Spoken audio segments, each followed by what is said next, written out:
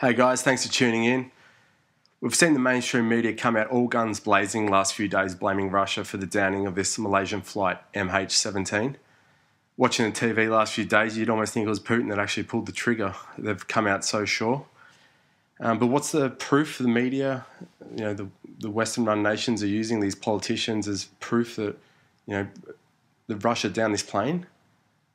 Well, as we found out in what can only be described as an embarrassing press conference from the US State Department, the AP reporter Matt Lee, I highly encourage everyone to check this out. The video's available online. They were forced to admit that the only proof they have was a YouTube video. And we'll talk about that one later, but it'd be laughable if it wasn't obviously innocent people dying, but it's just pathetic. You couldn't make this up. This is the bulletproof evidence they're using to claim that Putin's responsible for this plane going down.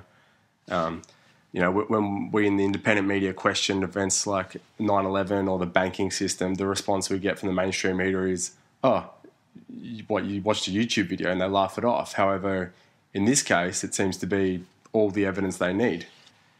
Now, the two bits of evidence that they're using as their bulletproof forensics that Russia did this is basically a Facebook post linked.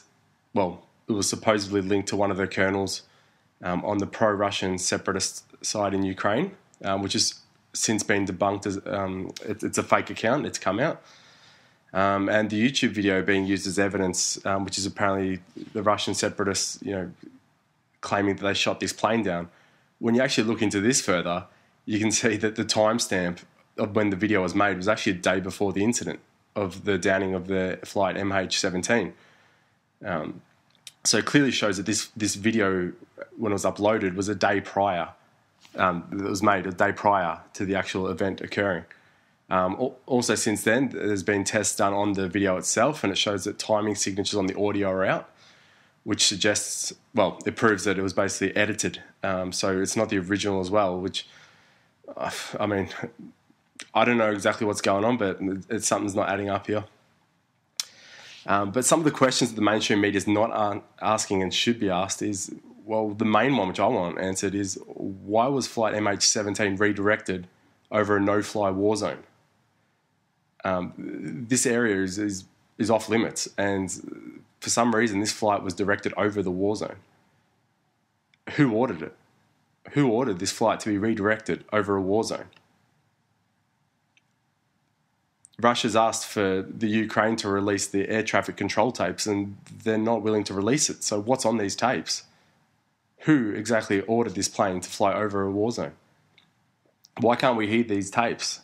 This reminds me of, the Pentagon on 9/11, where we're not allowed to see the footage of the supposed plane, in inverted commas there, hitting the Pentagon. Why can't we see this footage? Is there something, what are they trying to hide something? If they've got nothing to hide, then let us hear the tapes. Also, we've got Russia, which has presented satellite image of Ukrainian fighter jets tailing the plane at the same altitude before it went down. Now, they've presented the images, they've got all the proof there, and Ukraine has failed to respond and offer any explanation whatsoever. Also, whenever you see an event like this happen, always ask yourself, as the Romans used to, is cui bono, who benefits? From the downing of this plane, who would benefit?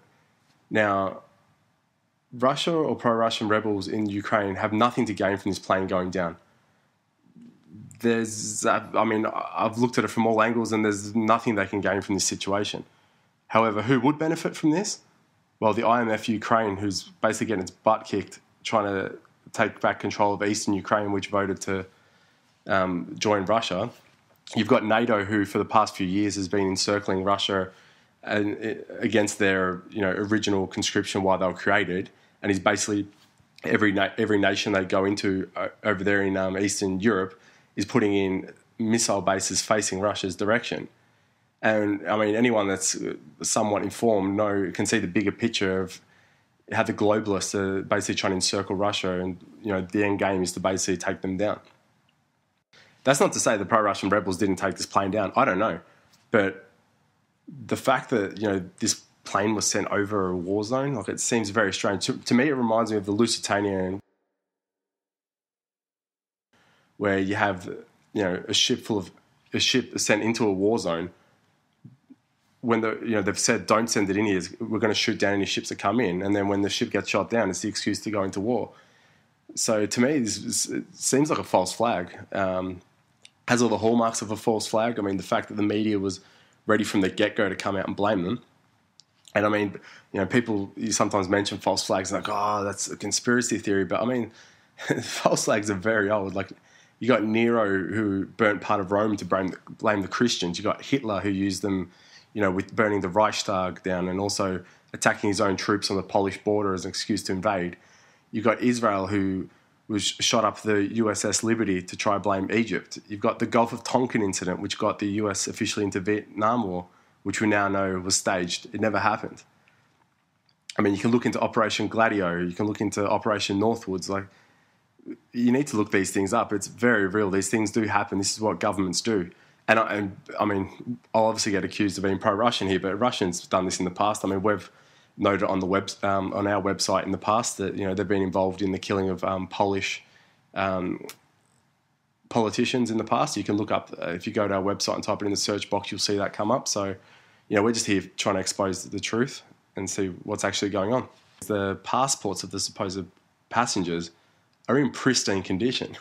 Now, this reminds me of 9/11 and 7/7, where there's no body parts remaining of any of the hijackers or anything, but you've got these passports which are in perfect condition, that survived blasts and whatnot. So we seem to see this narrative come up again. So, I mean, how did the passports survive?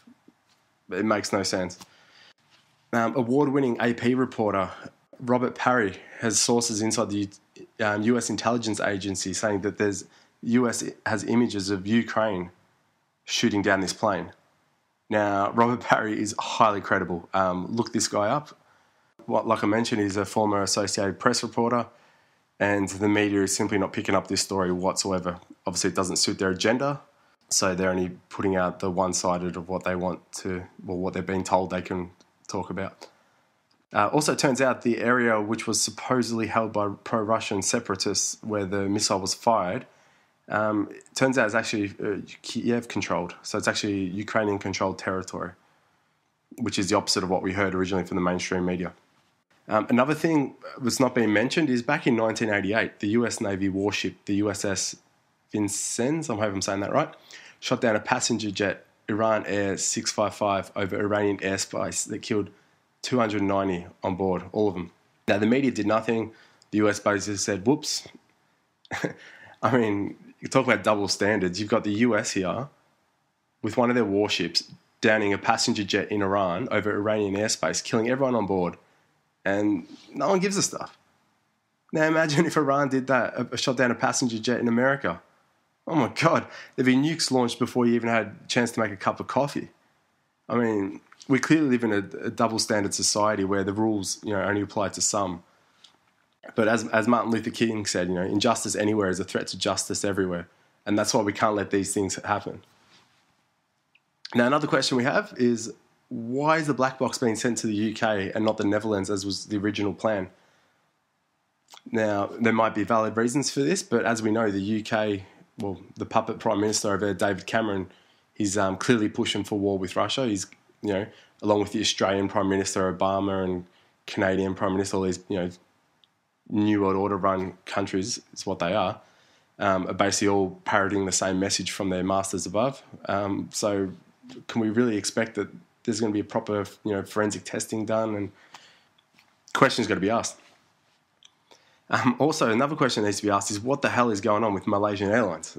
This is the second plane that's had some very mysterious things happen with it. As we know, a couple of months ago, they had one of their planes that, basically just vanished. We don't know what's happened to it. We don't know what's happened to the passengers.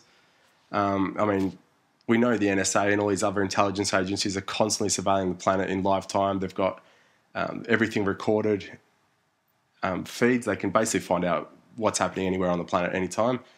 And for some reason, in this modern age, they can't find this plane.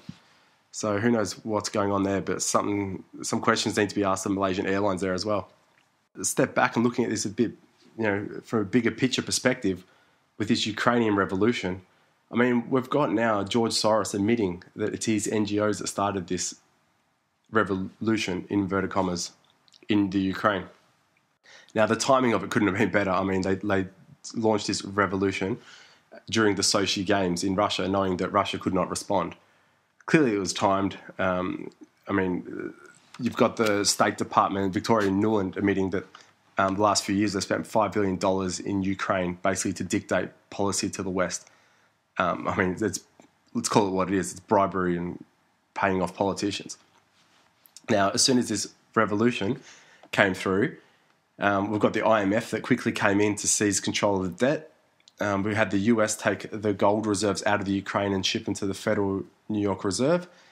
And with the loan money that was given to the IMF, apparently a large majority of that's going to buy more gold, which will no doubt just be sent to the IMF for one of these central banking controlled places. Now, it also seems a bit strange that, the past week, Russia and the BRICS nations announced that they're going to start a $100 billion development bank, which is a move away from the US dollar and the IMF. Now, just to give a bit of a history on this, when Saddam Hussein in Iraq moved away from the US dollar and started selling the oil for euro instead of the US dollar, well, we know what happened to him shortly after. When Gaddafi in Libya announced that he would stop selling oil in US dollars and wanted to create an African gold dinar, basically to bring up the continent of Africa and help them out. Well, we all saw what happened there. He was taken out as well. So the question needs to be asked, is this the same story repeating? We can see Russia and all these other nations that are moving away from the US dollar, and this is happening. I mean, a lot of people have noticed that the last few countries that have seemed to have, these wars perpetuated in them, like, Iraq and Afghanistan and whatnot. These are places that don't have a central bank that belongs to this, the Rothschild banking network. And I mean, two countries that aren't on that list, which, I mean, there's not many countries left, is Iran and Syria. So, I mean, it's pretty obvious what's going on there. It should be noted as well that when they took out Gaddafi, the first thing that the Al-Qaeda forces did was install a Rothschild-owned central bank. So, we know who's financing these guys. It's pretty obvious, pretty well documented for anyone that's been paying attention. Also, another question that needs to be asked of the media is, like, why did they lie about the Iraq war, the Afghan war? And, it's got the same hallmarks of when they were trying to get the war recently going on with Syria, and they straight away out of the gates were blaming Assad for using sarin gas on his people.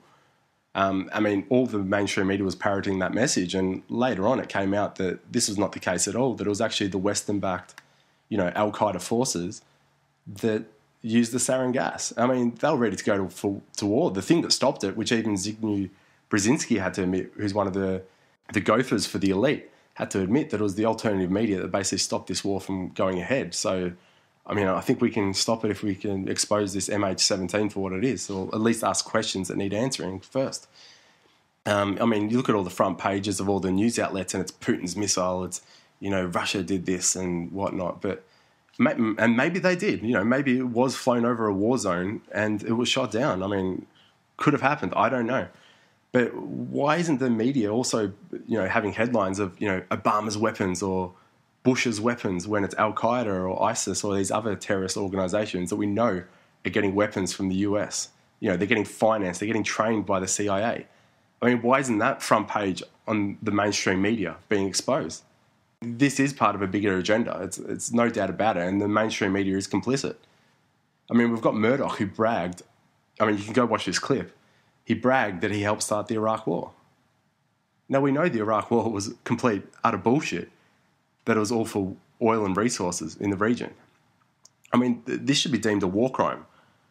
If you're putting out false information knowingly, you're inciting violence. This is a war crime.